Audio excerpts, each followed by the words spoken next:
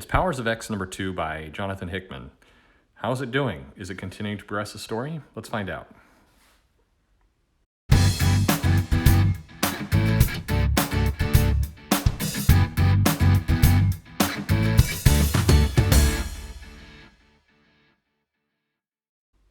So, a little bit about this X-Men relaunch. We're now the 4th issue in of 12, so we're kind of a third of the way through it, if you want to call it that. It's kind of hard to think about it that way, but we're about a third of the way through this kind of relaunch, and we're still in the big idea phase. Now, Hickman said on the 3rd issue, we're counting all, there's 2 6-issue series. There's House of X and Powers of X, so we're counting them all as one. So the 3rd issue of this series, or the 2nd issue of House of X, was the one where we revealed that Moira is has been reliving her life over and over as a reincarnated person. And as I've mentioned on Twitter, this isn't necessarily a new idea. Chris Claremont was planting these seeds, and I'm relatively positive there's an interview, although maybe it was a closed setting from a con that I was at years ago. But this was something he had in mind for her, and there were a lot of seeds laid, particularly after the Fall of the Mutants, when the X-Men went through the Siege Perilous, and Moira was leading not leading, but she was part of this team that included Legion and Forge and Strong Guy, I believe. And they were hinting at some of this, but it didn't come to pass. He left fairly shortly after, and those plans were scrapped. But now here they are again. So Powers of X number 2.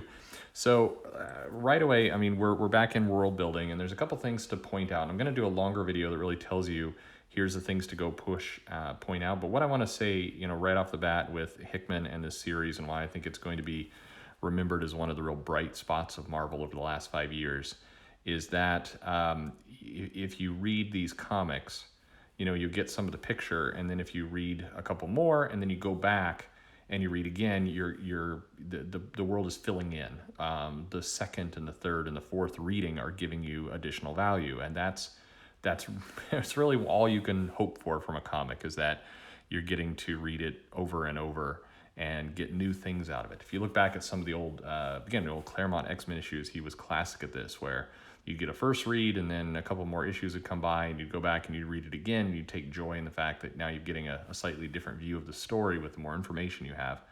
And so you're able to reread. And this is something that has been missing from all comics for a long time, is returnability to the story. And so you're getting this very much, almost too much. We'll talk about that in a moment from Hickman.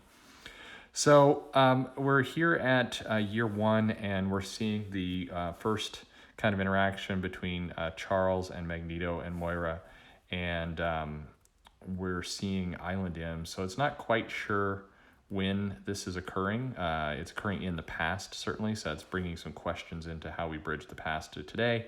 And we're having kind of a massive moment. Let's say these are some of those moments that are huge in the comic, and this is basically Magneto opting to trust Charles and let him share what Moira has experienced and fill him in and change his entire perspective. So this is the merging of the Xavier-Magneto bond and how it's all going to work. And this is a powerful... If you've been an X-Men reader for a long time, these first 5 pages are massive for X-Men fans. So I can't stress that enough. This is a powerful moment. Powerful moment of the 3, and it's amazing how in 3 issues, we've elevated Moira to a massive, huge character in the X-Men mythology. And it's just, writers are desperate to elevate characters and make them important and make them meaningful in comics. And you look at, shock deaths and, quote unquote fridging, the amount of, if we're going to use the word fridging, can we just apply that to a ton of the Rosenberg run right before this, where they're just tossing characters at death, randomly, male characters, female characters. that was, where's the Gail Simone angry blog and threads about fridging directed at Rosenberg? Somehow I don't see those. They didn't seem to come out. Strange. But anyway, Here's Moira being elevated, and in 2 issues. So for whatever else it's worth, hats off to Hickman for, look, he can actually build characters that you care about, that feel natural and organic. RB Silva, by the way, is the artist here, and just maybe, I mean, all the attention's going to Pepe Larraz, but Silva's stuff is really tight and good, and he looks kind of born to do an X-Men book. It's a shame I'm not seeing these names pop up on the books that follow this, either Silva or Larraz. Maybe it's early, I'm forgetting it, but that's a shame. Like, I mean, these guys, hang on to these guys. These guys are born to be X-Men artists. So we skip ahead in time 10 years, and we're at Krakoa, and this is post kind of Xavier launch, and we're seeing Magneto and Xavier and Cyclops. You're seeing Cyclops sound like Cyclops again, a determined strategist. This is a Cyclops you haven't, a little bit flippant, but you haven't seen this Cyclops for, God, going on a decade now. It's just nice. It's nice to read. Part of the reason, I mean, I'm a fan of this series, as everybody knows. But a big reason is you read it and it's like, oh yeah, this is how the characters are supposed to sound. This is, the only person that's sounding really different is Xavier, and there's still kind of a mystery here, I think, around how he's interacting. I think there's a shoe to drop here with Xavier for sure, with what's going on we'll get to that at the end, some theories there, but something's up with Xavier. But Cyclops sounds like Cyclops. And we learn a little bit about kind of a threat that's coming. Is Nimrod coming?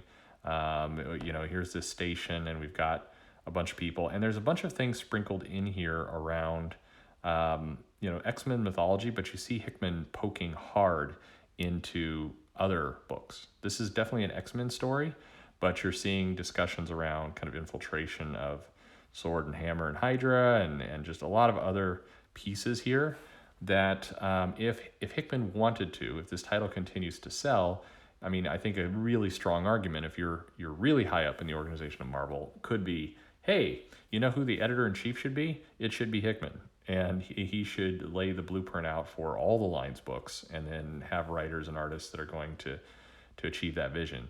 I think a big test for Hickman is going to be when the X-Men spin-off books come, or what follows this 12 issues. He had a hand in hand-picking the creative teams. So how are they going to be? How are the writers going to hold up? Having talked offline or, on social media and seeing the work, I have extreme confidence that Brian Edward Hill is going to fit right in with Hickman, and the style and the tone and kind of the world building that he does. He has a way of caring about characters. Some of the others, I'm not so sure. Teenie Howard he got a lot of detractors, she does online, but I've seen evidence, certainly through her Conan series, that she can do very strong characterization and world build. But then there's also some stories that are really, they've been really off-putting and bizarre that have come out. So what will we get? I think if Hickman can show that he can assemble a really strong talent team that can carry a vision and tell a big story, then if you're a comic company, you'd be insane not to put him in the EOC role and to have him architecting your universe, because he does good work. So we get some nice plans, and then we're jumping further ahead about 100 years now to the future, and we're catching up on the mission from the last Powers of X story, and we're getting Wolverine and Apocalypse, and the new characters Cardinal and Rasputin, which as you say came out of the Mr. Sinister vats. There's a lot of, we'll get to that in a minute, but there's a lot of subtext here for how these things are working. Clones, which also suggests a little bit about what Xavier was doing with Cyclops and some of the others.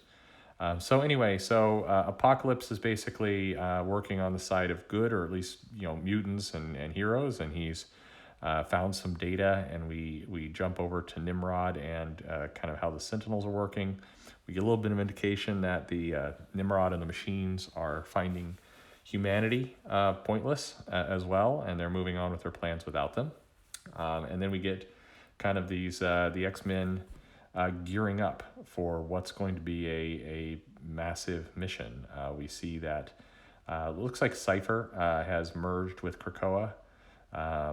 it doesn't say that directly, but we're saying that this mutant could communicate with anything. That's cipher.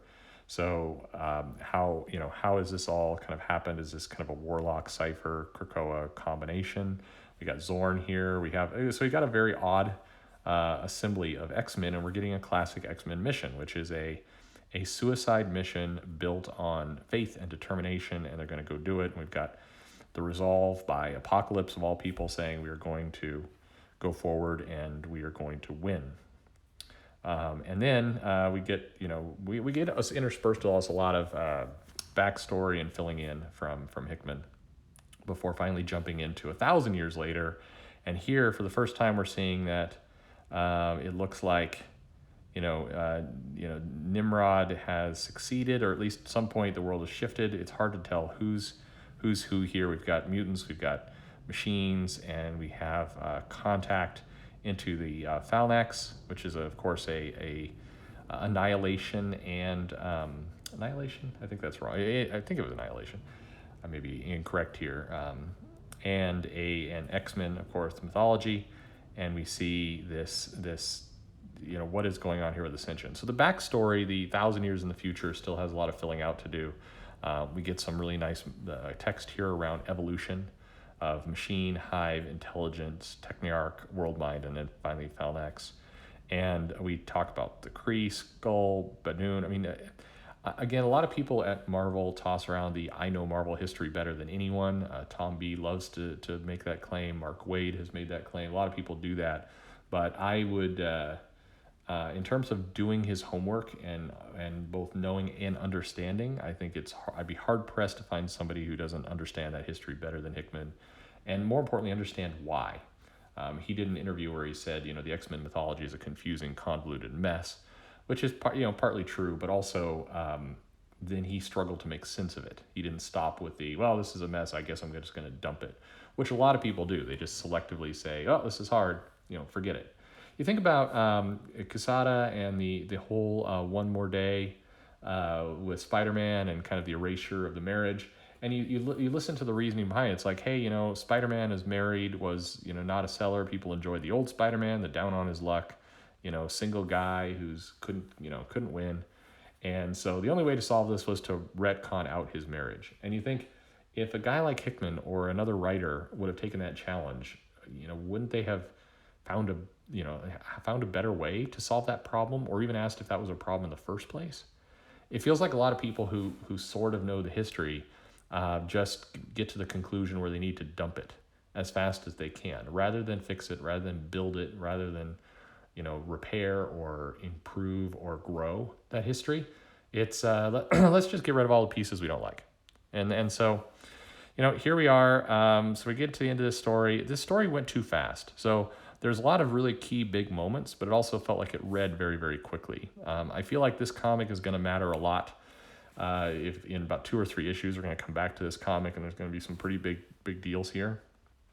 There's a lot of things going on as we're learning about the threat of the machines and that type of evolution and how it all goes.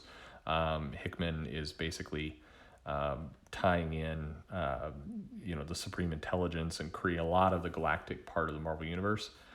If you are Marvel, you would be absolutely out of your mind not to start to hook into this kind of history. If you're Guardians of the Galaxy, which I know Kate's took over, but still is kind of feels like it's wandering around in stunt territory as opposed to telling a long-term story. If you're the Avengers and you're looking for a way to kind of lock on rather than fooling around with prehistoric Odin and some of that other stuff, you should be looking at this. Here's a world that Hickman has put out for you around interstellar threats and sizable shifts, and I mean, hook onto it. The blueprint is here for you. So this is a good issue. A lot, again, quick, but a lot of big things happening. We get a little, the reading order, 2 series that are one. Yeah, this is 1 series. I'm not completely sure why they did 2 series. I mean, House of X, Powers of X are fundamentally telling 2 different stories, even though it's the same story. So there is, there are some differences here. What's interesting to note in this back is that House of X number 2 is marked red, as I maybe we could assume that means it was a big deal. That was a Moira reveal, which means that We've got about 1, 2, 3, 4, 5, 6 issues. We're getting 5 issues. We're getting a pretty big issue again with House of X number 5, and then Powers of X number 6, another big issue. So some things to look forward to. But all in all, this is worth picking up. I think it's great stuff. It's expensive to buy this with such a quick story, but I think you are getting a comic that is crafted to be more. And what more can we ask for? That's what comics, certainly at the big two, should be, is big, world-breaking, changing comics. So, hey, what do you think? Leave me some comments below. Are you following along? This is some nice, crazy stuff. It may not appeal to you. Is this comic for you? If you're an X-Men fan, absolutely. This stuff is for you. This is the return, in a lot of cases, to what you liked. And more than a return, I guess it's a respect of what you liked and read along with. Respect is kind of the operative word.